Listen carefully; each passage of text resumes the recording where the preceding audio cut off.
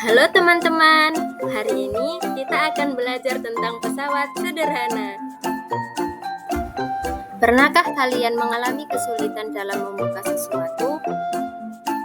Yuk kita lihat sebuah situasi berikut. Rina ingin membuka botol minuman, tetapi tutupnya sangat kencang. Rina sudah mencoba memutarnya berkali-kali, namun tidak bisa terbuka. Danu pun berpikir, bagaimana ya caranya membuka botol ini dengan lebih mudah? Membuka tutup botol kaca bisa menggunakan alat pembuka tutup botol. Ternyata, pembuka tutup botol adalah salah satu contoh pesawat sederhana. Bukan pesawat yang bisa terbang seperti ini ya. Kalian pasti bertanya-tanya, apa sih pesawat sederhana itu? Pesawat sederhana adalah alat yang membantu manusia melakukan pekerjaan dengan lebih mudah. Jadi teman-teman bisa membandingkan dua peristiwa berikut. Pada video pertama, seseorang mengambil air dengan menarik ember langsung dengan tangannya. Terlihat sulit dan melelahkan karena beban yang berat. Sedangkan di video kedua, seseorang mengambil air menggunakan katrol, sehingga ember lebih mudah ditarik dengan tenaga yang lebih ringan.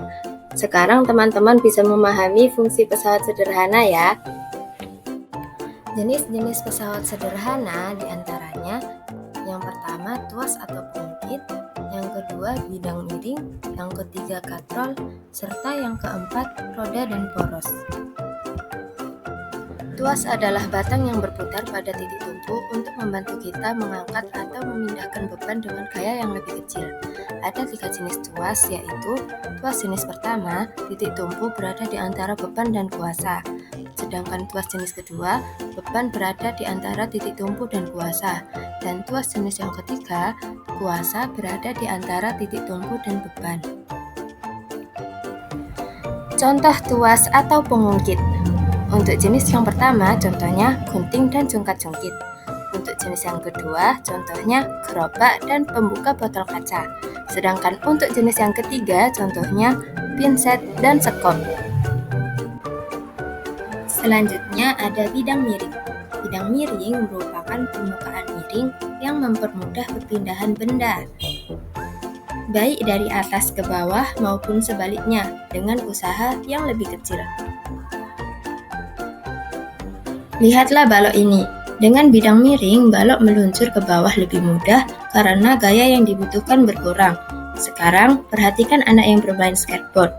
Bidang miring membantunya meluncur turun dan naik lebih lancar tanpa harus melompat tinggi.